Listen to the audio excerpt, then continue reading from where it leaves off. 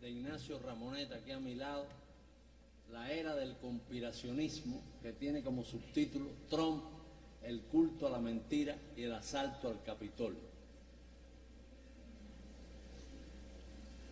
Es un tema que tiene que ver, Adonis, con lo que tú vas a decir después, cuando yo termine mi intervención. Mucho que ver con lo que tú vas a comentar después. Bueno, al final de la jornada de ayer, me alegra mucho que esté aquí el compañero Polanco, que esté Atilio, que esté tanta gente querida, que esté Carlos Sierra, que va a presentar su libro, este libro, el lunes. ¿A qué hora? A las 11 de la mañana en La Cabaña. Si alguien tiene otros libros, yo puedo también hacerles el comercial con mucho gusto. Carlos es un hermano. Ahora, yo decía que al final de la jornada de ayer, Ignacio, tú no pudiste quedarte. Tuvimos un encuentro sobre el tema de la red en defensa de la humanidad. Atilio sí estuvo con nosotros, Cris estuvo con nosotros, el propio Carlos, otros compañeros estuvieron con nosotros. Fue después del excelente intercambio con el compañero Díaz-Canel, que en cierto modo nos pidió que nos articuláramos, que tratáramos por todos los medios que este foro de pensamiento no se quedara como algo coyuntural, que se convirtiera en algo que movilizara opinión, defendiera la verdad, se enfrentara a la mentira, a la tergiversación. Y en ese encuentro de ayer yo recordaba el origen de la red, que fue en el año 2003, de la Red en Defensa de la Humanidad, que fue una iniciativa de Pablo González Casanova y de otros intelectuales mexicanos, a los cuales Fidel invitó a Cuba a discutir acá con intelectuales cubanos, y Fidel le dedicó todo el tiempo a ese análisis.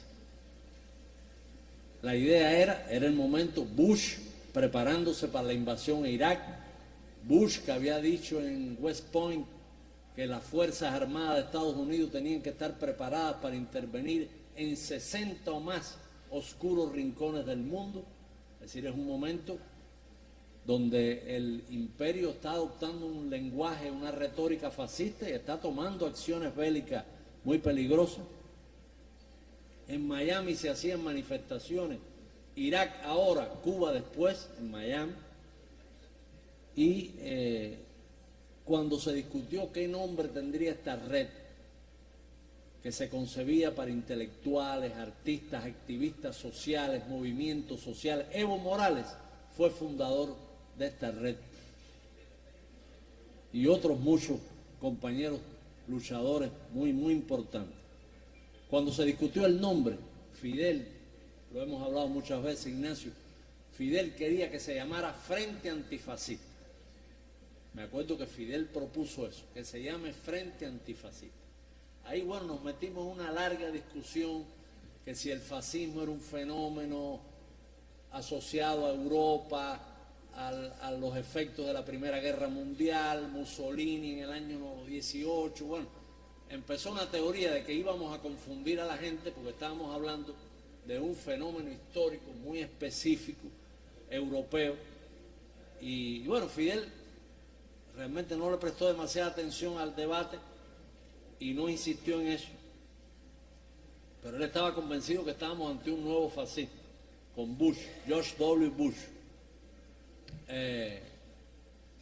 Y surgió la propuesta de uno de los compañeros de México de ponerle En Defensa de la Humanidad, Red en Defensa de la Humanidad.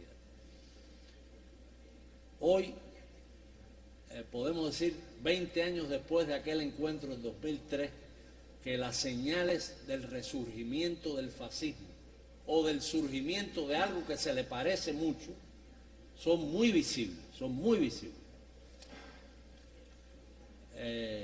muy visible aquella doctrina que tuvo a Mussolini, a Hitler, a Franco como líderes de los más relevantes, una ultraderecha mesiánica, racista, promotora de fanatismo, nacionalismos irracionales, de violencia. Lo estaba explicando Ignacio. de lo que significó la llegada de este libro a mis manos, que fue en Caracas, en el evento que Ignacio me lo llevó al hotel, en el evento del Congreso Latinoamericano de Estudiantes. Ya Morlote me había dado una fotocopia. Morlote tenía una fotocopia de una versión el manuscrito. que era como una primera versión que todavía no estaba editada. A mí me fascinó, yo vine en el avión leyéndome el libro y después me lo volví a leer cuando Ignacio me lo llevó allí. Fue con Sandra al hotel, una pareja luminosa, cruzó el lobby del Alba Meliá, ¿no? Del Meliá Caracas. Coño, el Alba Caracas, la red tiene mucho que ver, habrá que poner en el Alba Caracas una placa. Y en la Tasca El Limón, donde yo conocí a Douglas Bravo. Ayer Tarek hablaba de Polanco, yo conocí a Douglas Bravo en la Tasca El Limón. Pero bueno, hay que poner muchas placas todavía mientras quitamos las placas de los fascistas. Yo recordaba una manifestación el 12 de octubre de 2022 en Barcelona. Ahí estaba líderes del PP catalán, de Ciudadanos, de Vox, llevaban una pancarta que decía más España y más español, y recordaba cómo la fecha del 12 de octubre, compañero que habló Frank, ¿no? Frank, que habló ayer, me interesó mucho lo que él dijo sobre el tema de que la gente entendiera el fenómeno del fascismo y que entendiera lo que es luchar contra este monstruo, ¿no?, que renace. Los neonazis españoles exhibiendo sus símbolos un 12 de octubre, fíjense, exhibiendo sus símbolos el día que se inició el genocidio en nuestra América, que se llamaba cuando yo era niño el Día de la Raza, ahora le llaman el Día de la Hispanidad. Y en Venezuela y en Cuba y en América Latina se llama el Día de la Resistencia Indígena. Pero bueno, un montón de gente quitándose las camisetas en Barcelona y mostrando sus suásticas y sus tatuajes, una cosa espantosa, asociada a la llegada de Colón a estas tierras, que fíjate, es una asociación que tiene cierta lógica, porque tiene que ver con el genocidio, tiene que ver con la violencia, tiene que ver con el crimen, tiene que ver con el racismo, tiene que ver con el saqueo, tiene que ver con la conquista, la colonización, la esclavización de la gente. Cuando el 13 de agosto del 2021 se cumplieron 500 años de la toma de Tenochtitlan a manos de los españoles, López Obrador montó en el Zócalo, en la plaza del Zócalo, una réplica del Templo Mayor de los aztecas.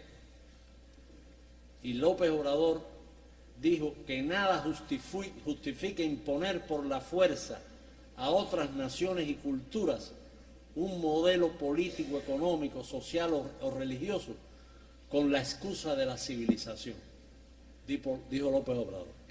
Y enfatizó en el saldo de esclavización, destrucción, muerte, saqueo que sufrieron los indígenas. Eso provocó una reacción muy airada en la ultraderecha española. Recuerden que Abascal se pone el casco de Hernán Cortés, o una réplica. Todo eso nos puede parecer folclórico, pero tenemos que cogerlo en serio. Pero bueno, ellos reivindican como algo valioso, como algo de lo que están orgullosos, esa colonización sangrienta. Y le recordaron a Andrés Manuel López Obrador que él es étnicamente español. Fíjate, ahí uno siempre recuerda a Martí, hijo de españoles, hijo de una canaria y de un valenciano. Martí decía, ¿de qué lado me voy a poner? ¿Te acuerdas, Jubieta, esa tremenda? ¿Del lado del látigo o del lado del esclavo? ¿De qué lado nos vamos a poner? Decía Martí. Una toma de posición memorable, igual que Fidel, que era hijo de un descendiente, de un gallego y descendiente de gallegos. Siempre estuvo del lado de los esclavizados, de los indígenas, de los pobres. Pero le recordaron a Andrés Manuel López Obrador que él era étnicamente español. El 4 de septiembre del 2021, Box registra su marca y su logotipo en México, en la oficina esa de marca.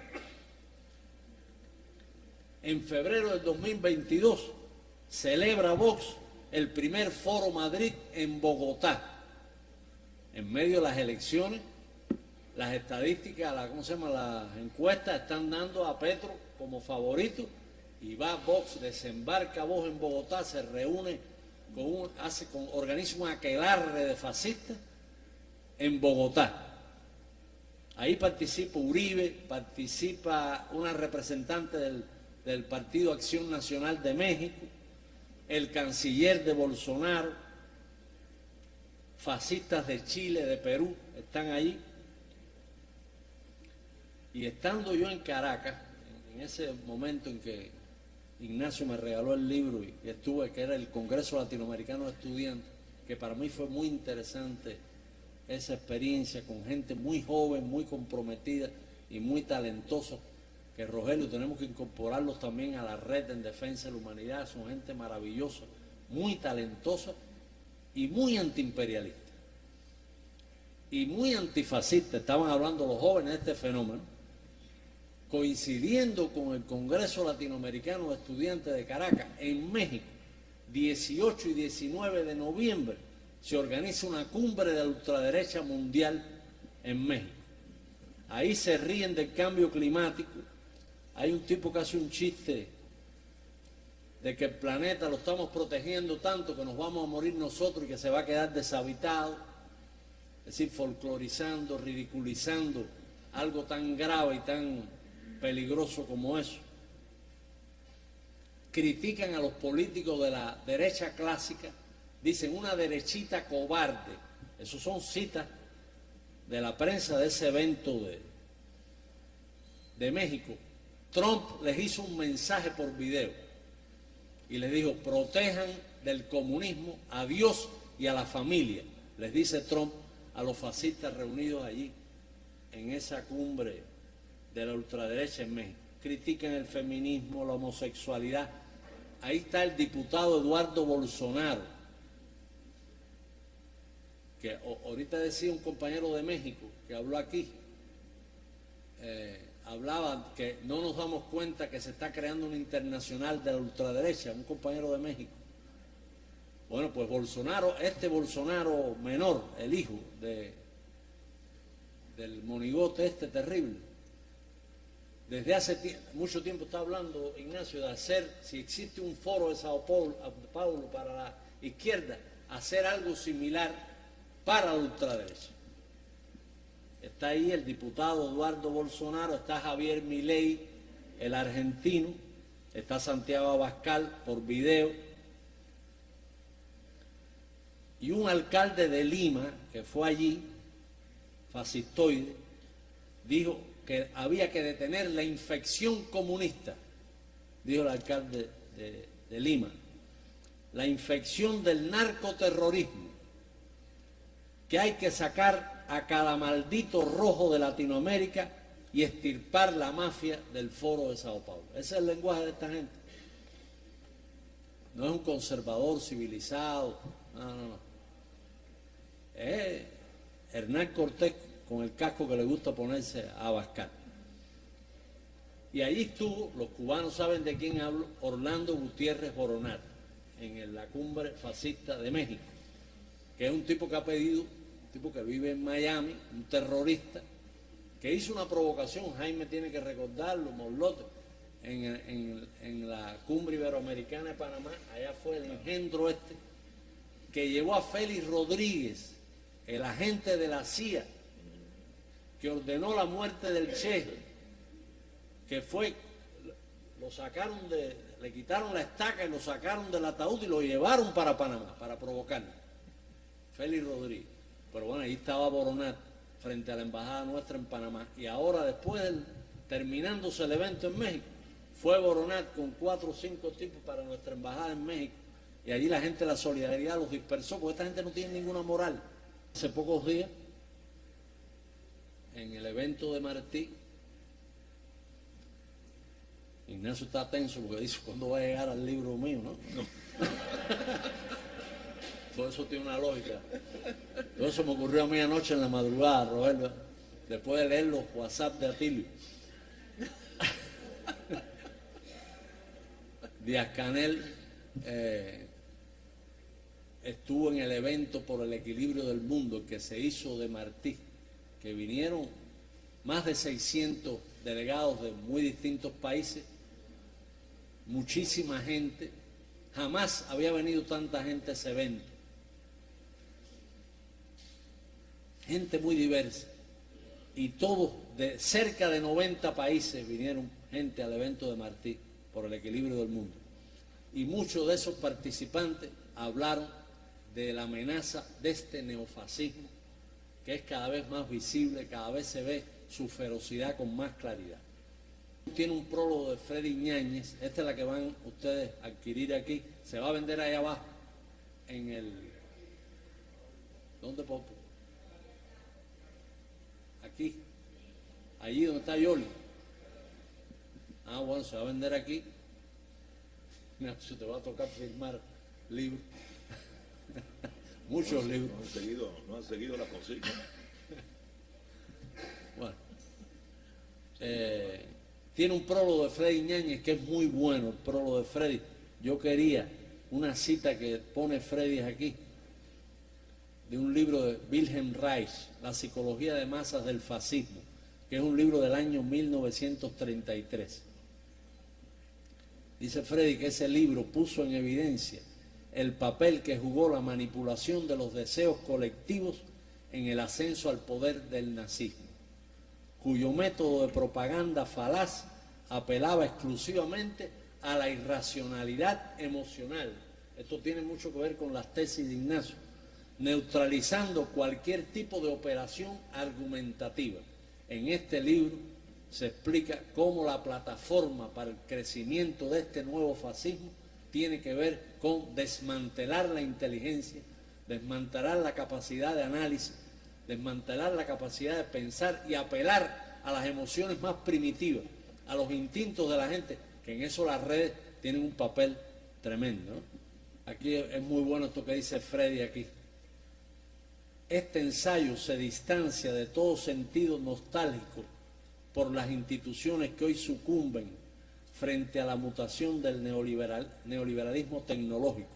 Ramonet aboga por una salida hacia adelante al problema de los autoritarismos, totalitarismos y neofascismos que se vuelcan sobre las fallas de la promesa capitalista como falsas alternativas. Tiene toda la razón. Yo me estaba acordando de un libro que yo leí en mis años universitarios de Lukács, el gran marxista húngaro, El asalto a la razón. El análisis que hace Lukács de cómo la filosofía irracionalista, la evolución hacia tomar distancia de la ilustración para irse acercando a lo más primitivo del ser humano, al irracionalismo, es el camino ideológico, el camino espiritual hacia el fascismo. Este neofascismo trompista se mueve en un clima de delirio tan realmente insólito que resulta casi increíble. Aquí están, yo me enteré de cosas aquí. Lo que pasa es que Ignacio es un genio a la hora, bueno, es un genio siempre, pero a la hora de organizar la información. Hay cosas que tú lees en un titular y bueno, y pasas a otro tema.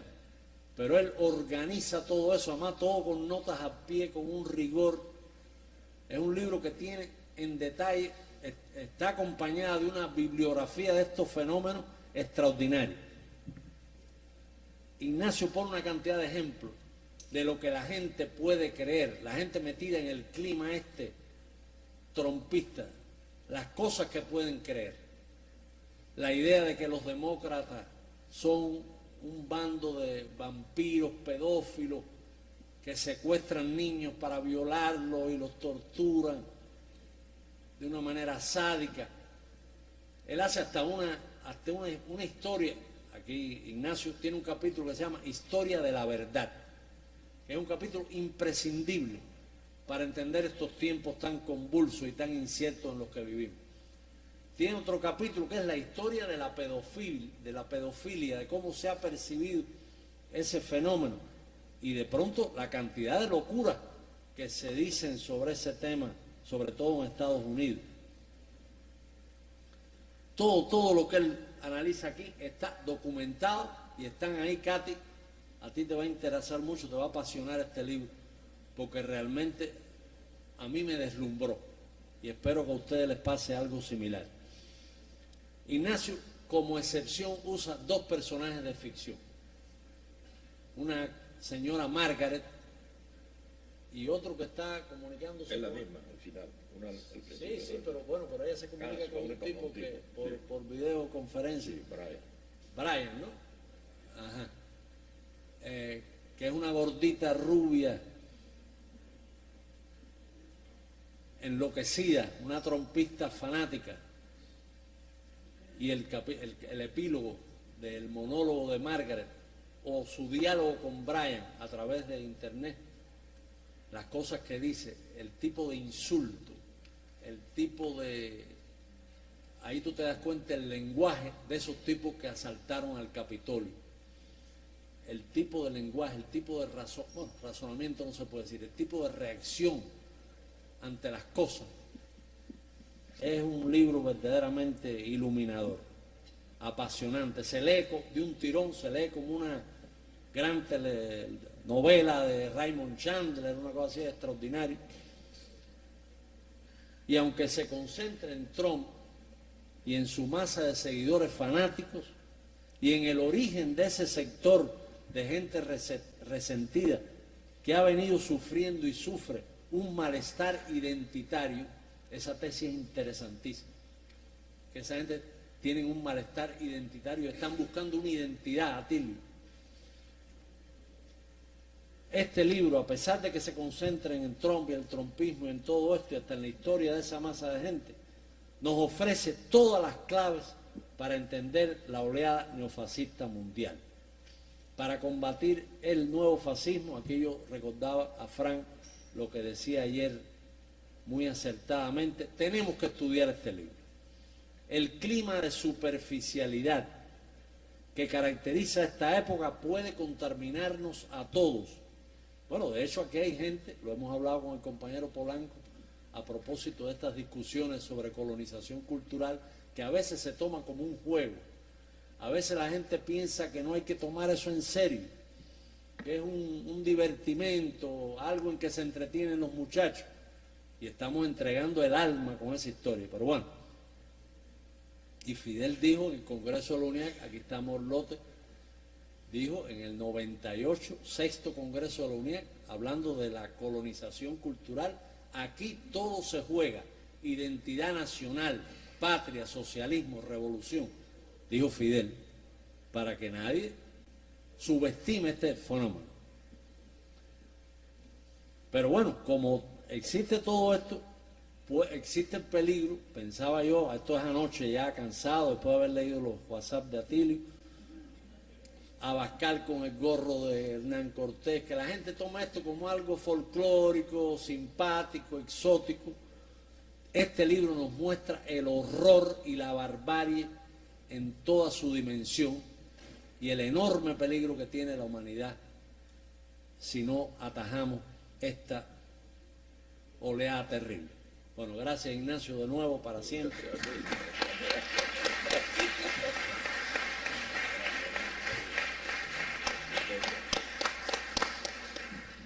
Bueno, yo seguiría escuchando a Abel, ¿verdad? Como se oye una, no sé, una sonata de Mozart.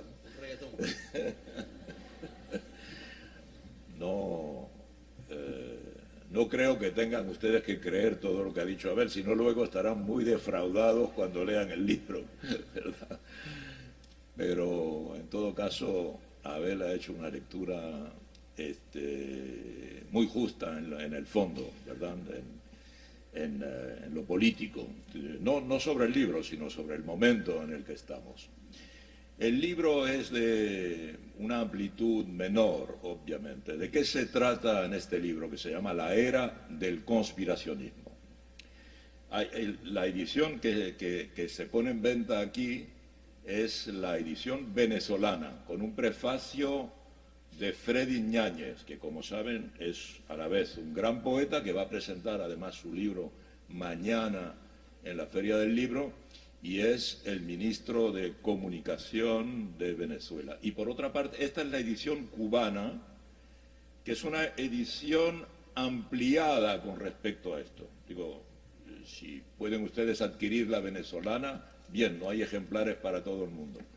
Pero la edición cubana es una edición ampliada porque se está publicando ahora. El libro solo estará presente el martes próximo, cuando se presente en la feria a las 3 de la tarde.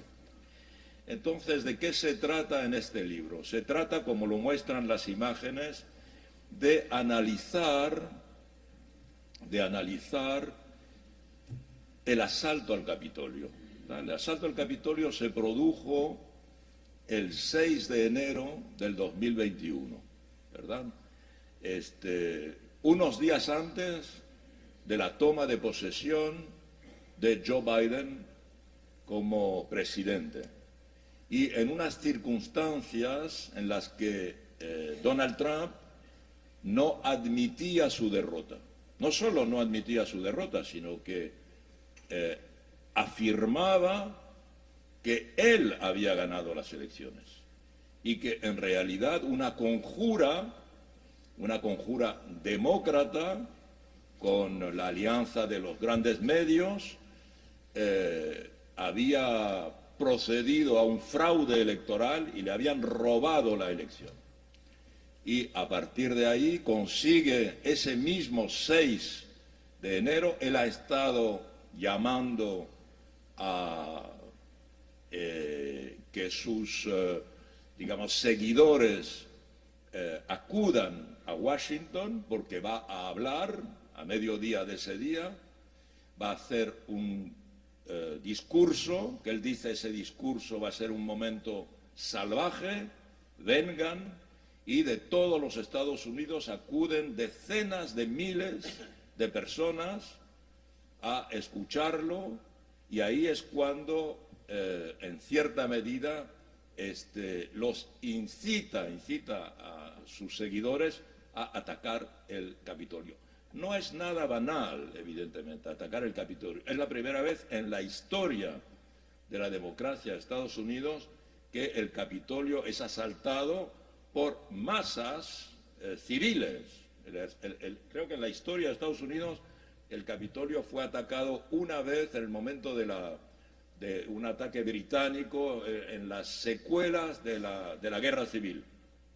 Pero jamás una manifestación había irrumpido en el Capitolio. La prueba es que el Capitolio no está protegido, aunque se sabía que iba a haber una manifestación, aunque se sabía que había un descontento entre las huestes trumpistas con respecto al resultado, aunque se sabía que había una violencia posible, pero no se tomaron las precauciones para proteger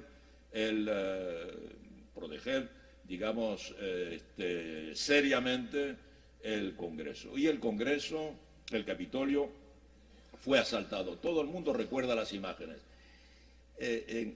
Cuando vi esas imágenes, que evidentemente impactaron al mundo entero, me dije que era indispensable estudiar y analizar ese ataque.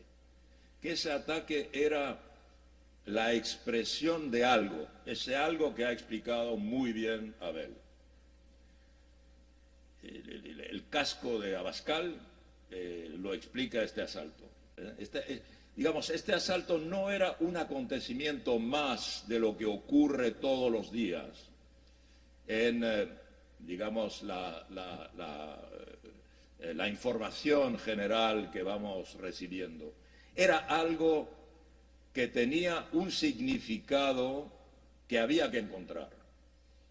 Y mi proyecto desde el principio fue tratar de entender qué ideas tenían en la mente los asaltantes del Capitolio, los y las asaltantes del Capitolio. ¿Qué es lo que les había motivado? O sea, ¿cómo se construye un trompista, una trompista? ¿Cómo se construye? ¿A base de qué? ¿Cuál es el imaginario? ¿Cuál es la arquitectura mental de los asaltantes del Capitolio? ¿Cómo ha sido construido? ¿Qué ideas tenían? ¿Cómo esas ideas les llegaron al cerebro? ¿Cómo han podido tener esa mentalidad? ¿Y cómo esa mentalidad los ha hecho actuar hasta irrumpir en el Capitolio, que provocó, como ustedes recuerdan, 8 muertos y centenares de heridos, entre ellos varios policías? Otros policías se suicidaron en días siguientes por asistir a lo que asistieron, por ver lo que vieron, por soportar los insultos y los golpes que soportaron. Entonces, el libro es esto, es la historia de la construcción de un imaginario fascista o neofascista.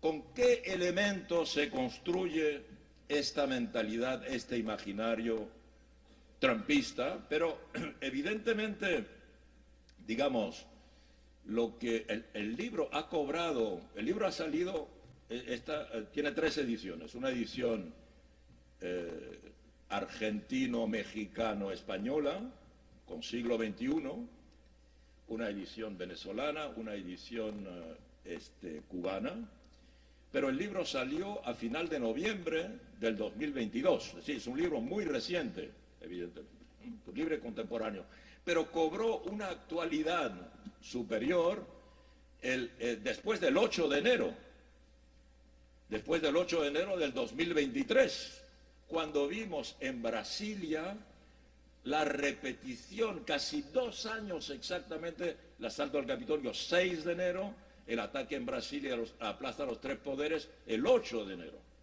Una repetición casi exacta, como si el Capitolio fuese la matriz de un comportamiento actual de una extrema derecha que rivaliza ahora con la izquierda en la ocupación de las calles con masas. Por eso digo, el asalto al Capitolio es una fase superior del comportamiento de la ultraderecha. Hasta ahora, y para utilizar el término que conviene, yo lo utilizaba ya en el libro, luego se confirmó por esta comisión del Senado en Estados Unidos que estuvo trabajando prácticamente hasta las elecciones de midterm, en el que está demostrado que el asalto al Capitolio es una tentativa de golpe de Estado, es un intento de golpe de Estado. Lo que Trump tenía en la cabeza es un golpe de Estado. Es decir, es impedir el conteo. Lo que se llevaba a cabo ese día en el Capitolio era exactamente el conteo de los votos, que como saben ustedes la elección americana es una elección bien complicada porque es una elección indirecta, y ese día simplemente era como una operación de regularización de una elección que estaba hecha y se trataba simplemente de verificar que Joe Biden había obtenido una mayoría de lo que se llaman grandes electores con respecto a Trump. Trump y los adeptos de Trump pensaban que si no se contaban, como una cosa mágica, si no se cuentan los votos, no ha habido elección y no hay resultado, no se proclama el resultado. Si no se proclama el resultado, Biden no es elegido y Trump sigue siendo elegido, sigue siendo el presidente electo. Entonces, esta especie de mecanismo medio mágico, medio violento, era el sentido concreto de ese ataque, pero en realidad se trataba de dar un golpe de Estado. Por eso digo, una de las lecciones que hay que sacar, hay varias, hay muchas.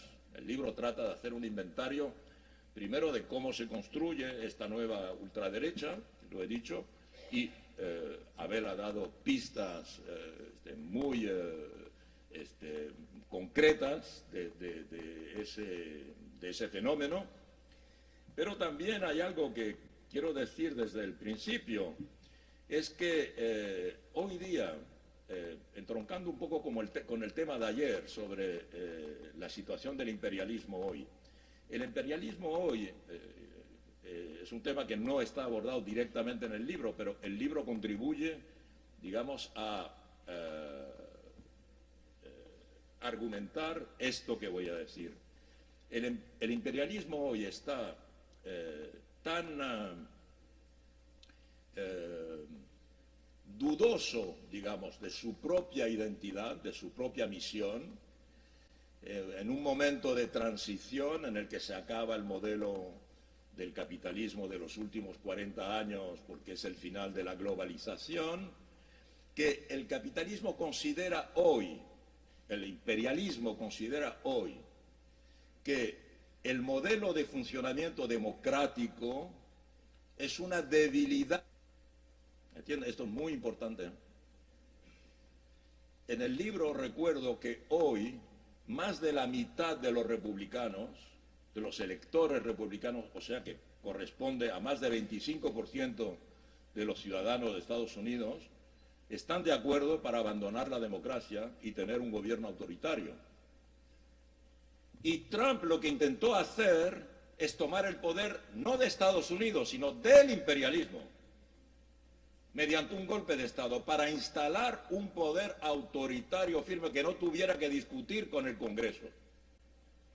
En realidad el Congreso lo querían incendiar, como se incendió el Reichstag, como incendió Hitler el Reichstag, y se apoyó en ese incendio acusando a, evidentemente, quien no lo había cometido, para dar el golpe de Estado y transformar el régimen de Weimar en el Tercer Reich.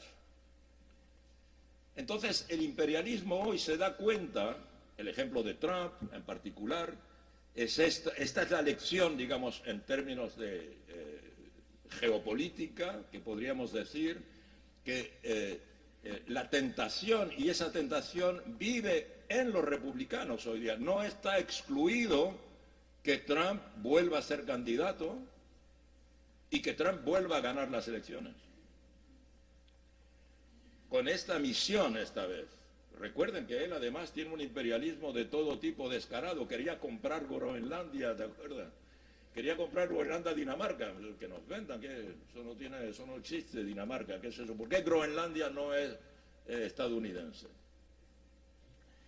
Entonces, efectivamente, el libro primero es a la vez un estudio sociológico, quiénes son los electores de Trump, quién es el núcleo duro de los electores de Trump.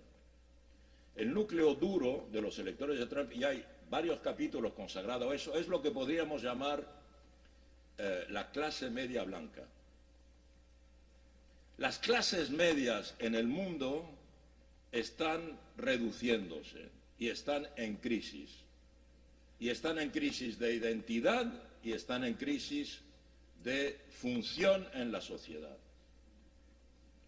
Curiosamente y paradójicamente, digo eso en el mundo desarrollado, la globalización ha exasperado de tal manera las desigualdades que ahora hay ricos e hiperricos y pobres y mega pobres, y la clase media se ha reducido. O, digamos, la holgura de la clase media se ha reducido. Eso es una crisis mundial, aunque paradójicamente en muchos países del sur haya menos pobres que antes. No quiere decir que estén en la clase media. Y esto hace, evidentemente, que esta clase media, en particular en Estados Unidos, uno de los problemas es, si deja de ser clase media y empieza a caer del lado de las clases modestas, humildes, pobres, ¿por qué no se van a la izquierda? ¿Por qué no votan con el Partido Demócrata o con los partidos más a la izquierda? ¿Por qué no militan en los sindicatos? ¿Por qué no militan en los movimientos sociales? Ahí es donde los republicanos han tenido la inteligencia política, teóricos como Bannon,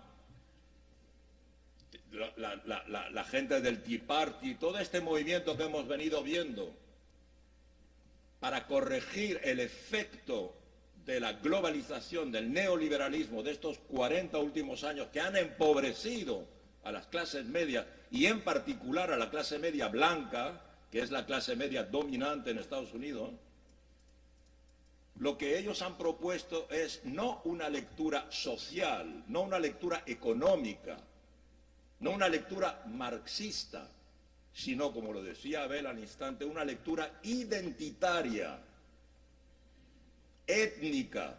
De ahí la lucha con, digamos, la corriente woke. De ahí el hecho de que todos estos grupos sean racistas, porque el discurso es, te has empobrecido porque los demócratas han hecho muchas leyes que han favorecido a las minorías afroestadounidenses, a las minorías latinas, a las minorías asiáticas, a las minorías de pueblos originarios, y eso ha sido en detrimento de tu estatuto. Entonces, tu misión, lectura identitaria, es de atacar a esas minorías. Y doy decenas de ejemplos aquí de todos estos crímenes racistas, como de ese jovencito de Nueva York que se fue a Búfalo durante semanas buscando cuál era el barrio más afroestadounidense, cuál era el supermercado donde más afroestadounidenses iban, cuál era el día de la semana y la hora cuando más afroestadounidenses iban a comprar, y que se equipó con un fusil automático, lo modificó para tener 2 cargadores y no solo uno, se equipó con un casco, con un chaleco antibalas, una luz en el propio casco, etcétera, y fue allí una tarde de un sábado y mató a 30 y tantos afroestadounidenses. Porque la idea es esta, ¿verdad? Entonces, efectivamente, el discurso de izquierda o el discurso marxista no funciona con esas minorías que se encierran en esa cuestión. Entonces, el libro procede primero a estudiar esta categoría social. ¿De dónde viene? ¿Quiénes son los blancos clase media empobrecidos en Estados Unidos? Que son el núcleo duro electoral de Trump y que mañana lo volverían a elegir.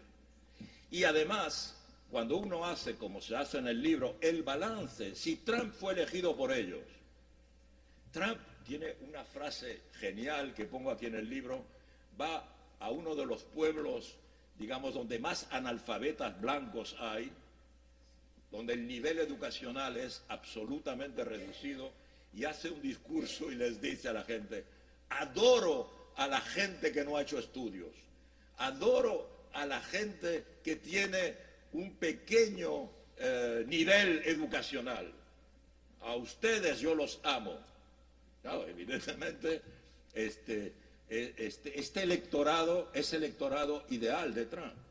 Pero cuando uno hace el balance de 4 años de Trump, ¿qué hizo para esa clase media en 4 años? En realidad los empobreció aún más. Están las estadísticas en el libro, a todo punto de vista. No creó empleo, contrariamente a lo que decía. No creó empleo para los blancos. Los empobreció aún más. Se hizo amigo de los ricos, enriqueció a los ricos porque redujo los impuestos, exactamente con un esquema neoliberal. Y sin embargo votaron por él, aunque perdió las elecciones. Pero ese grupo votó por él. Segundo, el libro, no lo voy a contar todo, pero digamos, el libro hace el estudio de los mecanismos del pensamiento mágico, lo que Abel decía antes, hay capítulos que es la historia de la verdad. Porque aunque algunas personas no lo crean, la verdad tiene una historia. No siempre se ha considerado verdad lo que en una época se considera verdad, en otra época no se considera verdad. Por ejemplo, cuento aquí, yo seguí los cursos de Michel Foucault. Michel Foucault es un filósofo francés autor de un libro muy conocido que es Vigilar y Castigar, que es la historia de la cárcel, que yo también utilicé en el libro que hice, El Imperio de la Vigilancia. Y Foucault dice, miren, durante milenios la verdad funcionó, es lo que él llamaba la verdad relámpago. Es la verdad del chamán, la verdad del oráculo, la verdad del mago. Por ejemplo, en Grecia, el oráculo de Delfos, tal día de tal mes del año, recibía como la inspiración divina de los dioses y sabía lo que iba a pasar. Esa es la verdad. Y esa verdad no se discutía. Es la verdad que tiene aún hoy día el Papa cuando habla ex cátedra. Cuando el Papa habla ex cátedra, el Papa católico, en este caso Francisco, la teología dice que en ese momento es Dios quien está hablando por su boca y no se puede discutir.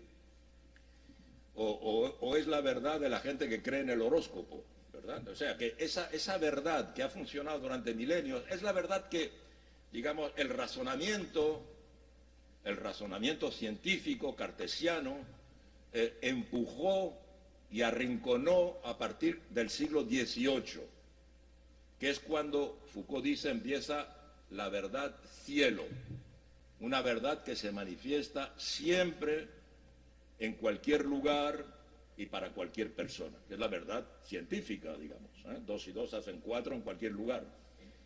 Entonces, como ven, hay dos períodos de verdad. ¿Qué ocurre? Es que la verdad científica hoy está en crisis, como está en crisis todo el sistema. Hoy hay, yo digo, una duda sistémica. Hay una duda sistémica en nuestras sociedades. Porque las principales instituciones que dicen cómo debe organizarse la sociedad, digamos la universidad, los medios, la dirección política, en muchos países no son creíbles o han dejado de ser creíbles. Primero, la propia ciencia, porque la ciencia no ha evitado, no sé, Hiroshima o Nagasaki o Fukushima o Three Mile Island. Ha habido catástrofes científicas muy importantes. La ciencia no ha sido capaz en un primer tiempo de combatir la COVID. Recuerden que la COVID ha provocado nosotros escribimos un libro con Atilio y Abel que se llama la COVID, la pandemia y el sistema mundo, ¿verdad? Donde mostrábamos que en un principio hubo una actitud por parte de muchos gobiernos en que no se sabía lo que había que hacer, era natural también, pero los ciudadanos tuvieron la impresión de que las autoridades no cumplían su misión de pilotear, de proteger, y que la ciencia no acudía porque no había vacunas al principio, no había medicamentos, no se sabía si el nasobuco era bueno, si había que ponerse mascarilla, no había mascarillas, no había paracetamol, se descubrió que no se fabricaban, etc. Poco a poco las sociedades han ido dudando de todo, de los profesores, de los científicos, de los políticos. Y por consiguiente se ha creado una incertidumbre que hace que, yo resumo eso con esta cuestión de la verdad, con el cambio que se ha producido desde el punto de vista comunicacional, que es el otro aspecto del que voy a decir 2 palabras y con eso termino. Hasta ahora se pensaba que la manipulación globalmente residía en aquella frase de Goebbels, que todo el mundo conoce, ¿verdad? Repite una mentira 1000 veces y esa mentira se convertirá en verdad. Bien, eso ya no funciona. Lo nuevo es que ahora, lo que demuestra el libro, en la era del conspiracionismo, La fórmula es la siguiente: repite una verdad 1000 veces, una verdad 1000 veces, y se convertirá en mentira. Eso es lo que está pasando en nuestro entorno. Se ha repetido tantas veces por gente que ya no es creíble que algo es así, que la gente ya duda de eso, y que basta que, digamos, la academia diga esto es, la Tierra es redonda, para que mucha gente empiece a decir, mira, si esa gente dice que la Tierra es redonda, probablemente la Tierra es plana. Y fíjense que en Estados Unidos hay 15 millones de personas que creen que la Tierra es plana. Que en Brasil hay casi 20 millones de personas que creen que la Tierra es plana. Que cuando se hace un congreso, la historia de eso está en el libro, cuando se hace, en Barcelona se hizo hace poco un congreso de terraplanistas, no había sitio en las salas para acoger a tanta gente que venía. Algo tan evidente, la gente no lo cree ya. Entonces, cuando un dirigente político viene y dice, no, elegidme a mí porque yo les voy a dar a ustedes la prosperidad, no lo van a creer.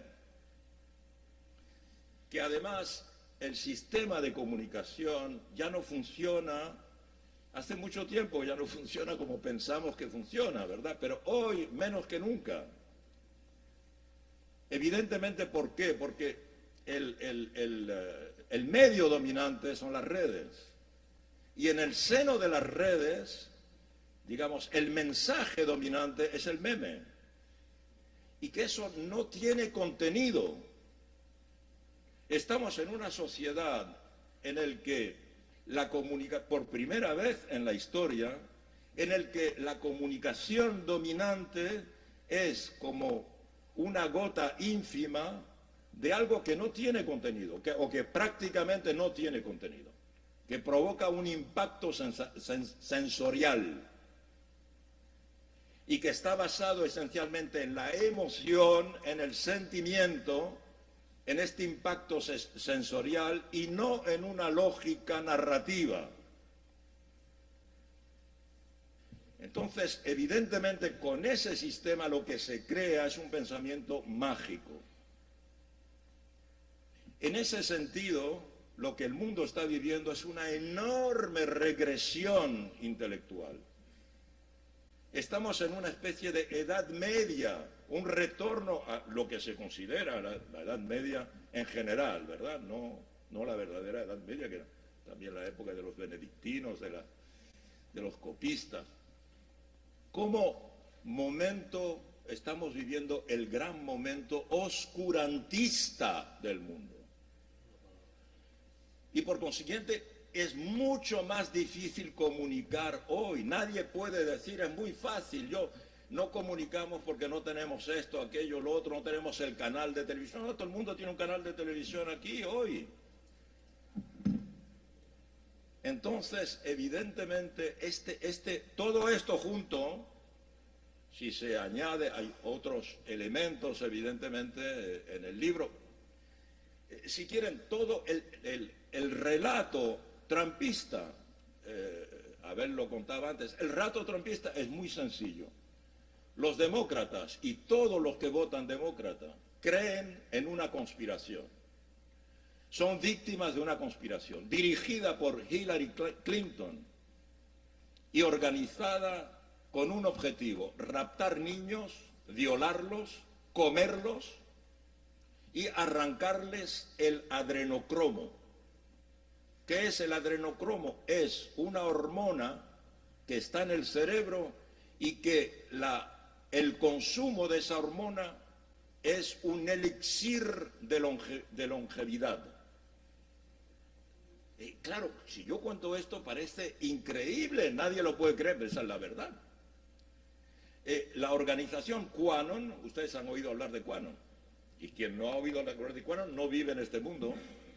Si alguien aquí no ha oído hablar de QAnon, no está, sobre todo camaradas de revistas teóricas de izquierda, no está en este mundo, porque QAnon es la organización que más ha crecido en los últimos años.